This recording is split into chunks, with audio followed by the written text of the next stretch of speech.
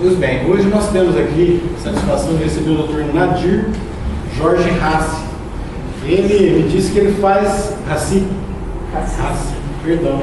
Ele nos disse que faz palestra em todos os centros, não é ligado a uma casa só, mas começou no Ielar. Então nós agradecemos muito aí pelo trabalho que o senhor teve de nos trazer conhecimento e a sua mensagem, e que o senhor fique à vontade. Estou à sua disposição se precisar de qualquer coisa durante a palestra. Se eu tiver para cair, eu chamo alguém. Chama alguém. Esse cara de tudo. Obrigado. Muito obrigado. Ele deu o bom dia dele e eu estou dando o meu então. Bom dia para ele.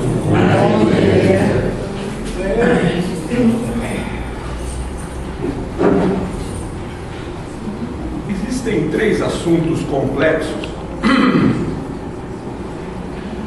que têm sido descobertos ao longo dos últimos 100 anos, e as pessoas entendidas do assunto costumam dizer que em 100 anos a humanidade evoluiu, do ponto de vista tecnológico, científico e filosófico, o que demorou 10.000 anos para evoluir. A gente sabe, por exemplo, que a história humana, com alguma datação, com alguma documentação plausível, começa a ser contada aproximadamente em 10.000 anos antes de Cristo.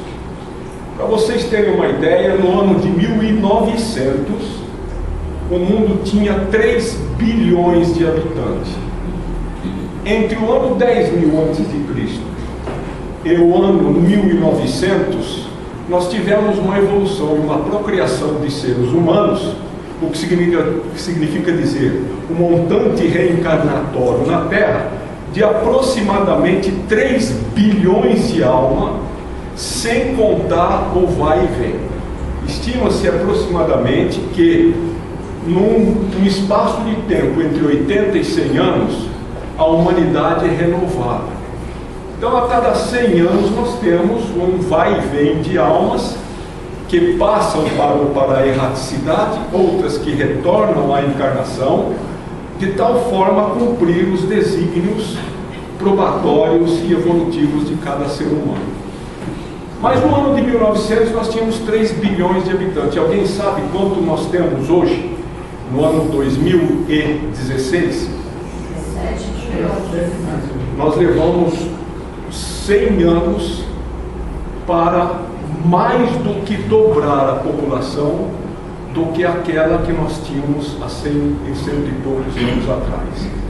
O que significa dizer que a pressão reencarnatória e o acúmulo de elementos com responsabilidade kármica no planeta está crescendo cada vez mais.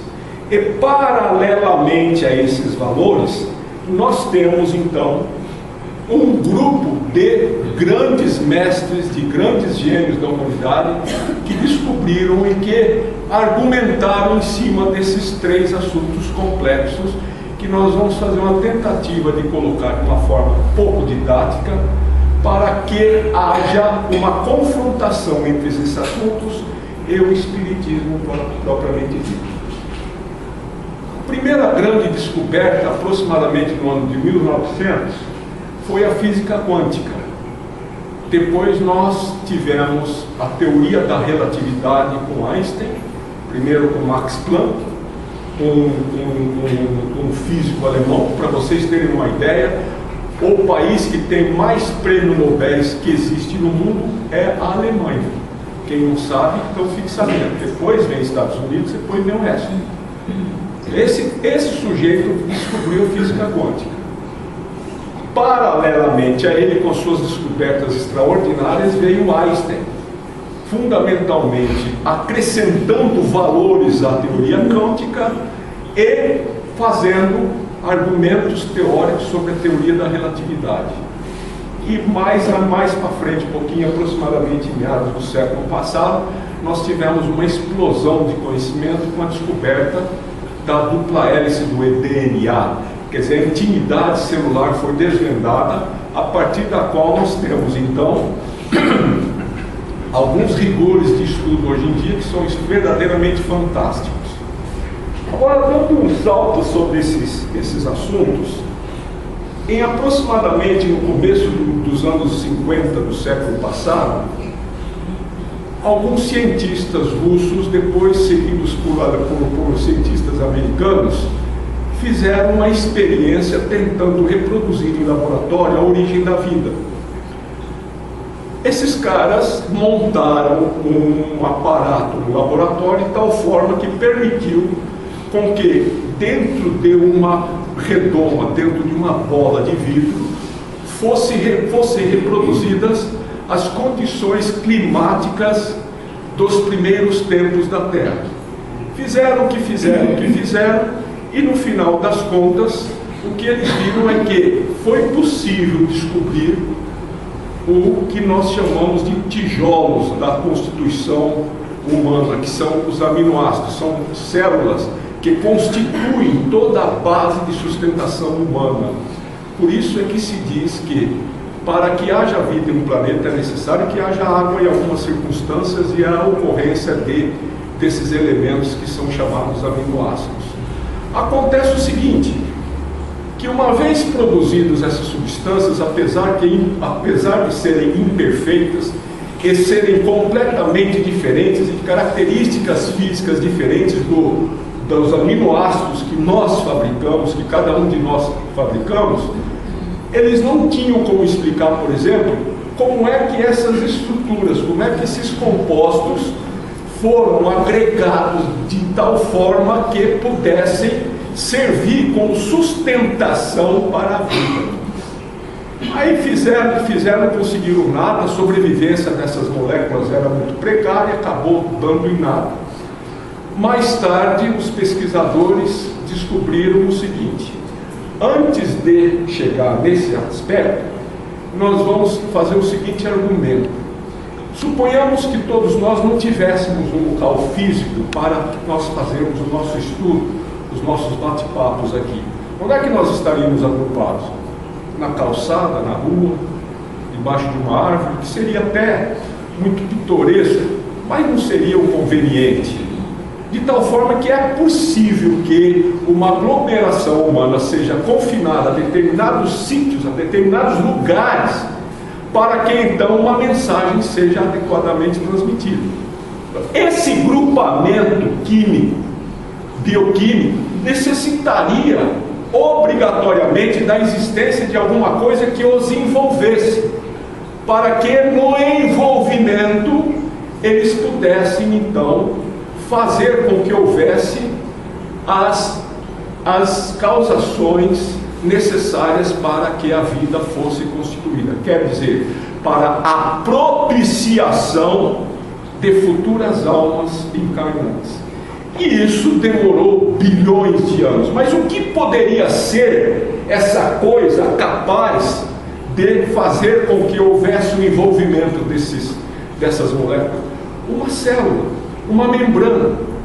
Então, se você tiver espaço no ambiente, alguma coisa de valor químico que possa favorecer a vinda de seres humanos ou de almas, como vocês quiserem chamar, seria necessário que elas se aglutinassem em lotes de coisas capazes de dar uma motivação fisiológica, quer dizer, um funcionamento para que isso pudesse existir.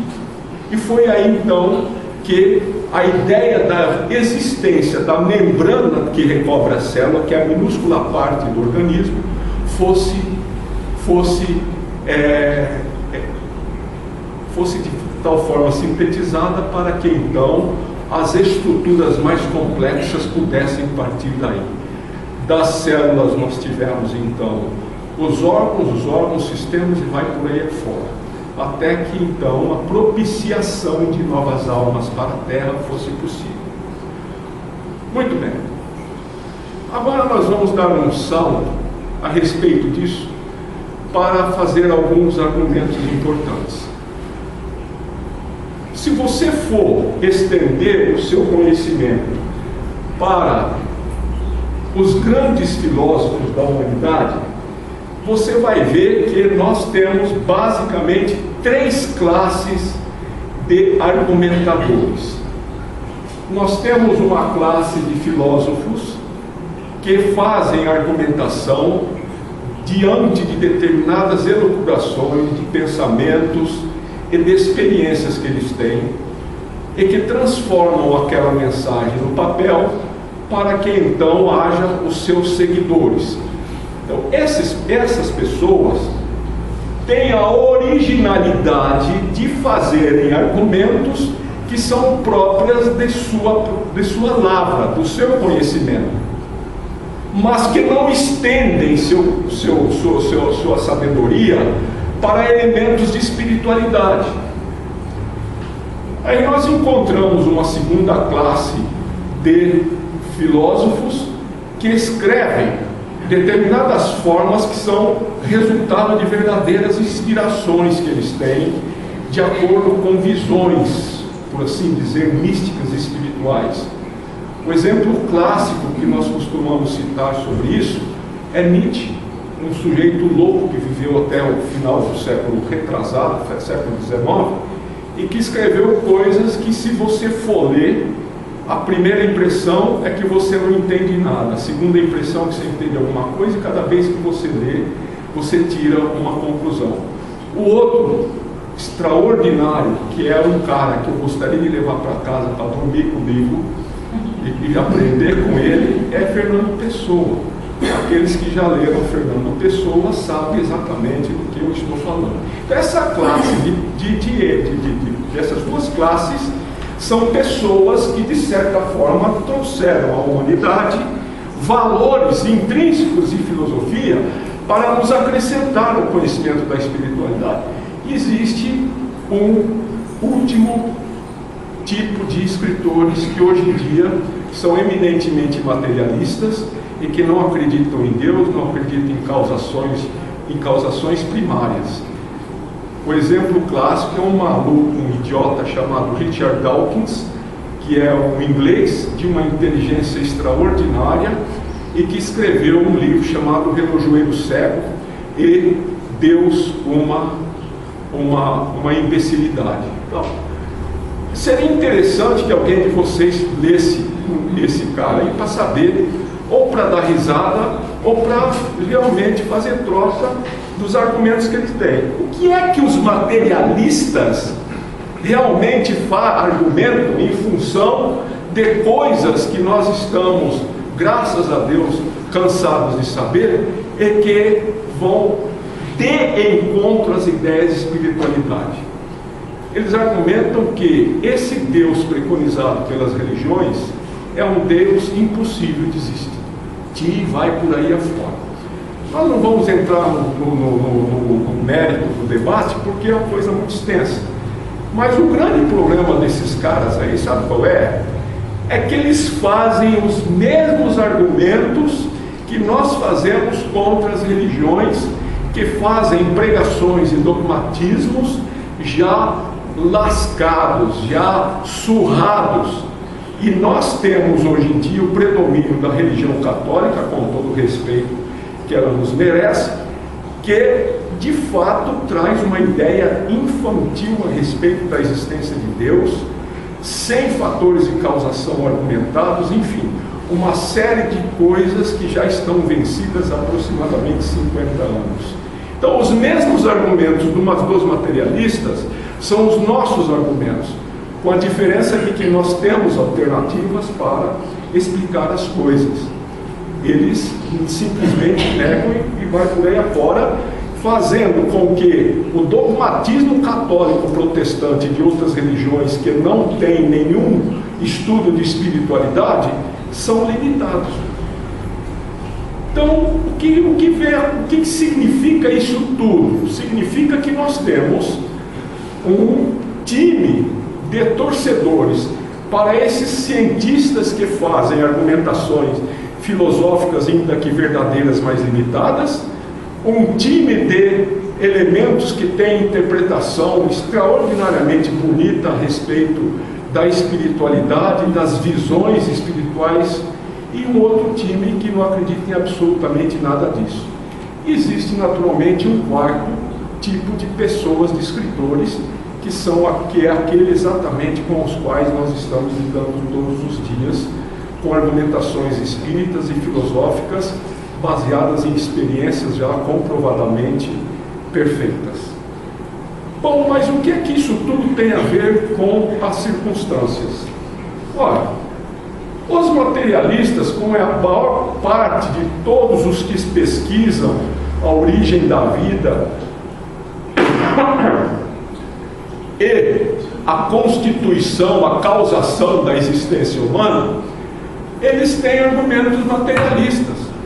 Então, por exemplo, a conjunção de elementos bioquímicos para o surgimento da vida foi, argumentam eles, coisas de causação pura e simples da matéria.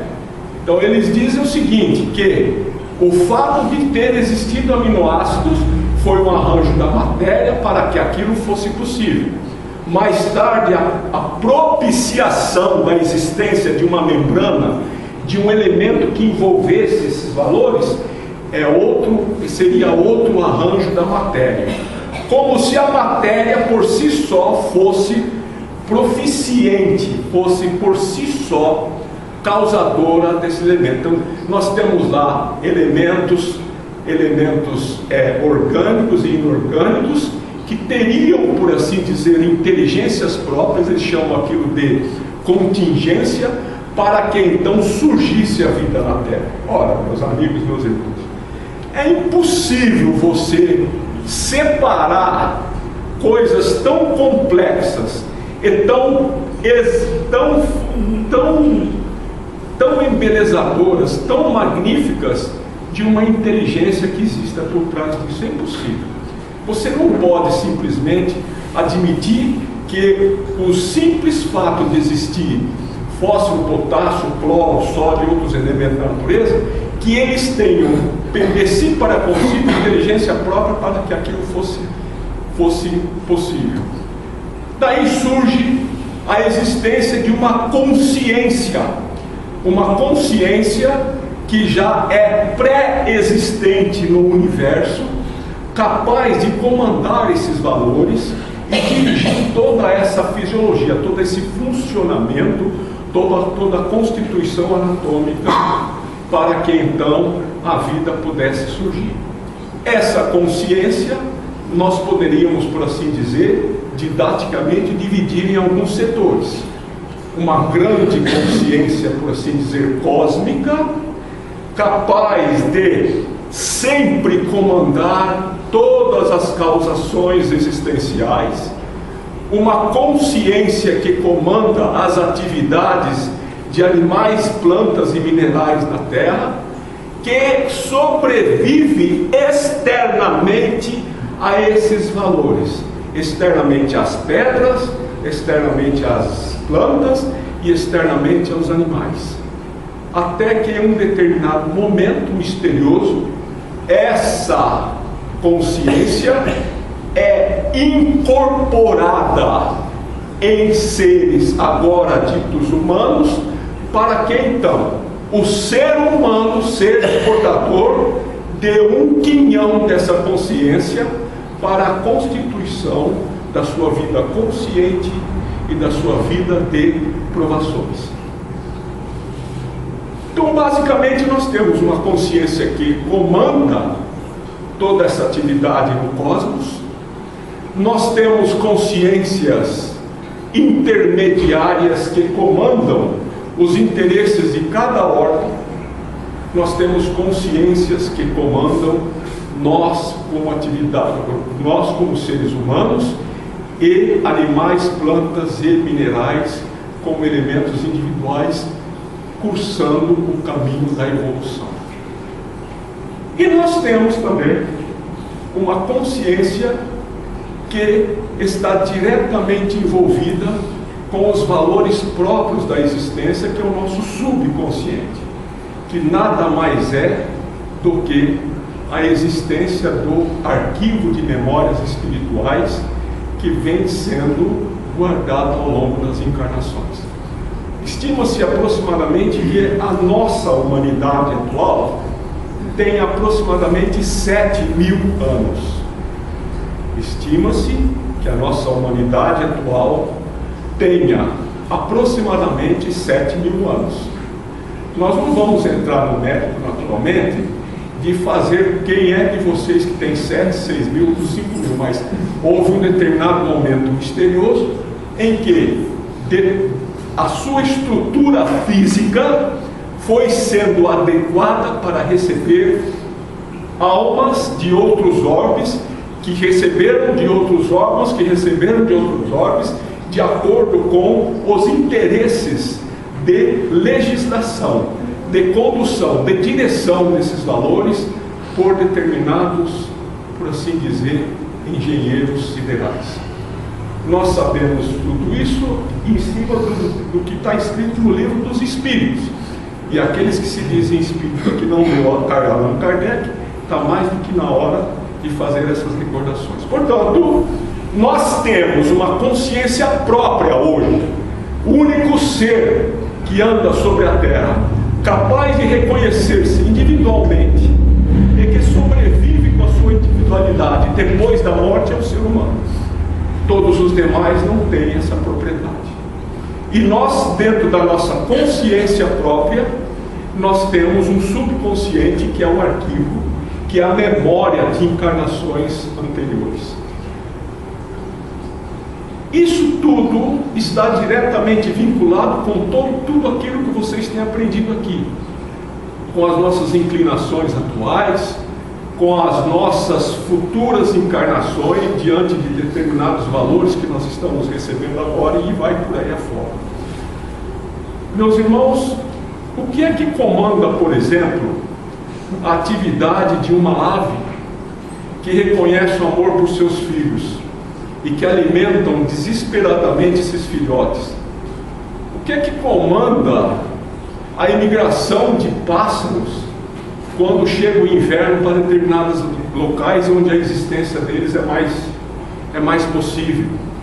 O que é que comanda, enfim, toda esse contingente de inteligência que existe na Terra, ou em todos os lugares que possam haver vida?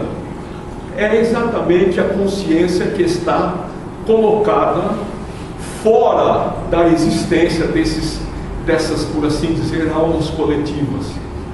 Essa consciência, ela é externa ao mineral, externa ao vegetal, externa às aves e outros animais, mas é incorporada definitivamente em nós, que somos seres capazes de portá-la de uma forma a ter alternativas evolutivas. E os fatores de causação disso tudo, todos nós sabemos, é o próprio Deus, cuja essência, cujo significado, cuja natureza nós desconhecemos. Bom, mas e daí? E daí é o seguinte: a teoria quântica, agora vamos dar um salto de uns minutinhos, descoberta por esse eminente pesquisador chamado Max Planck, é uma coisa muito complexa. Os burros, que nem eu, têm mania de ler sobre aquilo para tentar entender. Eu não entendo praticamente nada. Mas o que deu para saber é o seguinte: que a teoria quântica, ela aprofunda na matéria até a existência de partículas prováveis. O que significa provável? Significa que elas são imprevisíveis e incertas. Eles nunca viram uma partícula, mas eles, através de modelos de causação, eles sabem que existem. Agora mesmo na Europa tem aquele acelerador de partículas que custou bilhões de dólares, que os caras estão mandando bala lá, querendo saber se eles conseguem visualizar. Só que eles não vão conseguir isso praticamente nunca. Por quê? Porque é improvável que você as veja da forma como nós estamos vendo esses copinhos, aquele envelope, esse lenço. É impossível. Isso é de tal forma impossível que não se torna visível essas coisas. Isso dá a eles a condição de dizer que existem causações, existem efeitos sem causação. Como se todos os efeitos que nós observássemos existisse uma causa. Então, o que eles não conseguem entender a respeito disso é o seguinte: como é que, por exemplo, um jarro como aquele, se ele é constituído de átomos com micropartículas que praticamente não existem, ele tem aquela perfeição? Então eles não são capazes de dizer que se nós quebrarmos esse jarro e fôssemos pesquisar sua estrutura atômica em suas últimas consequências, nós íamos ver que não existe nada ali que nos dê a certeza da existência do vaso. Mas e daí? Como é que é esse negócio? Não dá para entender um negócio desse. Eles se esquecem de que por trás disso existe o comando de uma consciência capaz de manter o equilíbrio fisiológico dessas partículas. Essa mesma consciência que mantém a integridade das pedras, que mantém a fisiologia das árvores, que mantém a existência dos animais e que está incorporada em nós.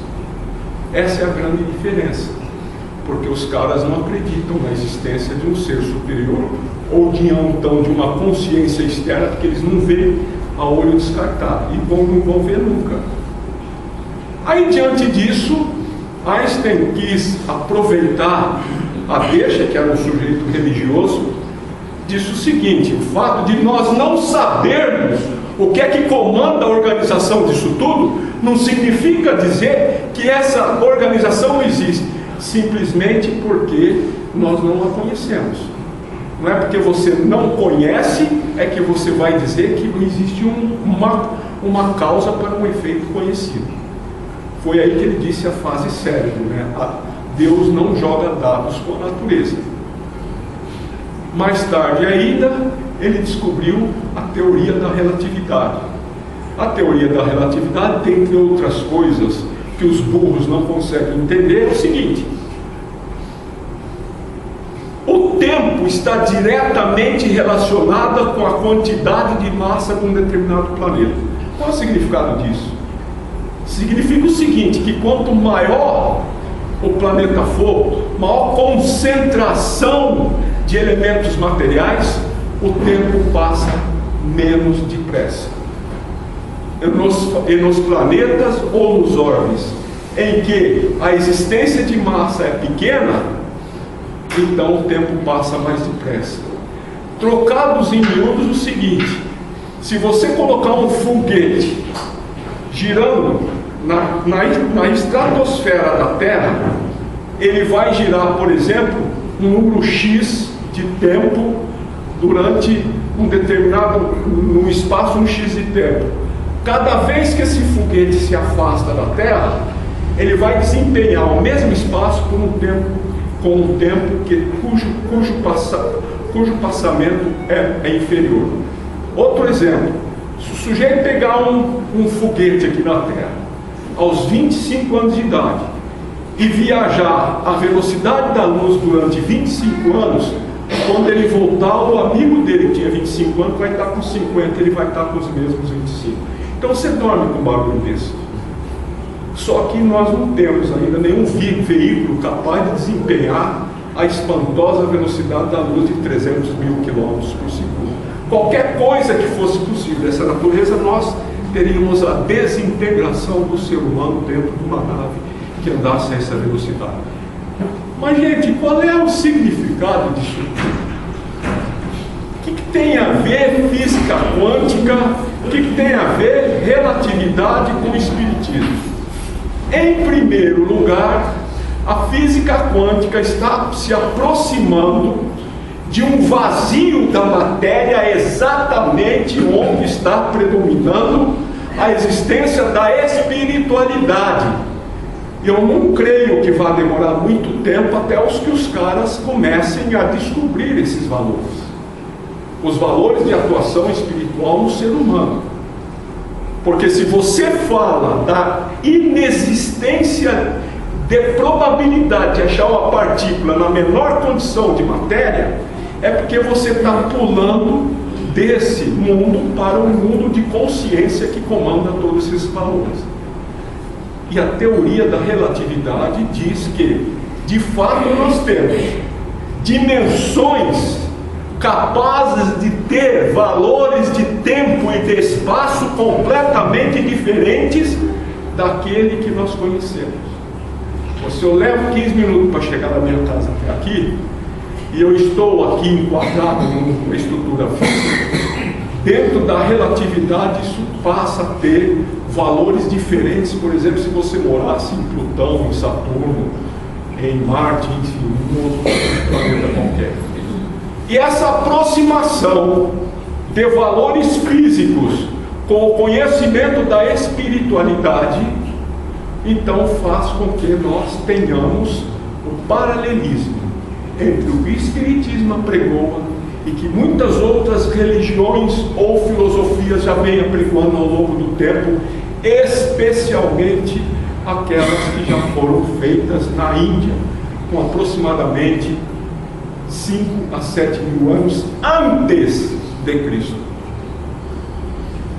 E no final das contas, a grande explosão de conhecimento veio em 1953, o ano que eu nasci, com a descrição, com a descoberta do DNA. Isso daí pisou no acelerador até 300 km por hora. Os amigos são incapazes, ou então aqueles que estão por dentro do conhecimento, de saber os avanços que têm sido feitos em cima disso daí. Então, amigos, irmãos, a nossa finalidade hoje é confrontar o Espiritismo com valores que estão na razão direta do conhecimento científico. Cada dia que passa, nós temos a aproximação disso tudo. Então, aquele Deus bonzinho, barbudo, que tem uma compleição humana preconizada pelas religiões estatuídas, está caindo por terra. Por quê? Porque o grande Deus realmente é o incognoscível. E nós vamos citar aqui uma frase de um grande iluminado, que foi Tomás de Aquino, São Tomás de Aquino, quando perguntaram dele a respeito de Deus. Ele respondeu: a respeito de Deus, nós podemos dizer tudo o que ele não é, mas o que ele é, a gente não sabe. Diante disso tudo, nós temos jovens aqui que ainda vão ver todas essas coisas aparecidas com a confrontação com a espiritualidade. E o que causa mais espécie quando a gente lê algum autor de nomeada sobre filosofia, é a completa ignorância a respeito dos valores espirituais, que já tem quase 200 anos de idade. E nós fazemos com que essas coisas aconteçam todos os dias nos centros espíritas, em sessões de obsessão, de preces, e muitas vezes em lugares onde os efeitos físicos são provocados. Isso foi ostensivamente, materialmente e metodicamente experimentado e feito por Allan Kardec e seus seguidores. Então aqui nós vamos abrir um espacinho para terminar a nossa conversa com a citação de determinados nomes que os irmãos que tiverem interesse, isso sinceramente seria muito importante que tivessem, para complementar a sabedoria a respeito do Espiritismo, é o site da internet chamado Medicina e Espiritualidade. Uma palestra desse moço chamado Sérgio Felipe, é um médico formado na USP de São Paulo e que desenvolve lá pesquisas a respeito do DNA, dos cromossomas celulares. Ele já sabe, por exemplo, algumas coisas que os grandes cientistas ganhadores de prêmio Nobel já perscrutam, desconfiam, que os cromossomas têm, por assim dizer, inteligência própria, que são os materiais capazes de induzir novas existências. Ele é fenomenal, o sujeito é muito bom. E ele é apresentado por um homem iluminado do Espiritismo chamado Jorge D'Andrea. Jorge D'Andrea está vivo, com quase 100 anos de idade, 8 filhos, e com uma lucidez absoluta. Pelo menos no site você vai ver. É só digitar Medicina e Espiritualidade que vocês vão ver a palestra. A palestra dura 2 horas e você não precisa ficar 2 horas olhando para o computador. 15, 20 minutos num dia e assim por diante. E nós vamos fazer 2 citações que o que tem de picaretagem no Espiritismo hoje em dia dá medo. Dá muito medo. Dá muito medo e isso se presta, infelizmente, para denegrir a imagem. Não em cima daqueles que já têm uma confissão, um fundamento de verdade em cima de espiritismo, que tem espírito crítico, não vão sofrer nenhum abalo, mas a maior parte da população tem. Mas esses 2 aqui, Haroldo Dutra Dias, é um juiz federal de Belo Horizonte que escreveu um livro, e esse outro menino aqui, Humberto Schubert Coelho. Esse Humberto Schubert Coelho, ele tem formação filosófica, ele fala de filosofia com citações extraordinariamente brilhantes de todos os filósofos mais importantes que existem na humanidade. O moço tem 34 anos, gente. Se você ver ele falar, parece um velho de 150. É um negócio impressionante. Os livros dele são impressionantes. E esse Haroldo Dutra Dias é um sujeito que veio à Terra e sabe grego. Vai saber onde ele viveu antes de se tornar um sapiente de grego. O que aconteceu? Ele tinha uma vontade muito grande de traduzir o Evangelho desde a literatura grega. Ele se aperfeiçoou em grego. O centro dele fez uma porção de rifas e uma porção de jantares e almoços para levantar dinheiro para poder buscar as obras de grego antigo, erudito, para que ele fizesse então a versão do grego para o português. Só que isso era um trabalho hercúleo, um trabalho extraordinariamente grande. O que ele fez? Ele não tinha tempo. Ele trabalhava como juiz federal, tinha muito serviço e de repente surgiu uma nomeação dele para ir numa cidadezinha do interior de Minas, lá no fim de mundo, lá, que não tinha serviço praticamente nenhum. E pasmem, ele ficou 3 anos lá, que foram tempo suficiente para escrever a obra dele e transformar num livro. E tão logo ele acabou e mandou a obra para um prelo da Federação Espírita Brasileira, a renomeação dele trouxe ele de volta para Belo Horizonte. Cadê o livro? Então, meus amigos, não entendem? Faz só.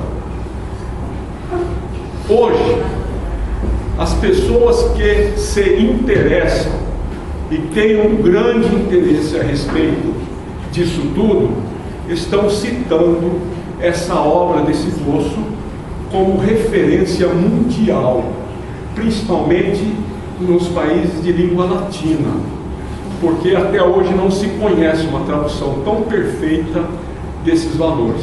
Então eu trouxe aqui no meu modesto presentinho para a biblioteca de vocês, para que vocês pudessem então consultar e ver o brilhantismo desse moço, que juntamente com outro, dentre também com certeza outros nomes, estão aí iluminando, abrilhantando o Espiritismo com seus conhecimentos.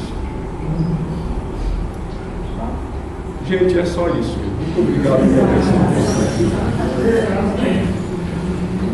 Só isso. Trazendo esse conhecimento. Nós agradecemos muito a mensagem, o estudo que o Dr. Nadir trouxe. E um pouco ele falou do Evangelho, como a gente vê bastante, mas ele trouxe algo mais profundo, né, que é falar da nossa origem, né, o fluido cósmico universal, mais ou menos, né, que deu para a gente ver que é isso que o Espiritismo vem nos mostrando, a parte científica do Espiritismo, né? Muito, muito bom. Eu acho que nós vamos aproveitar bastante, com certeza. Muito obrigado pelo livro também.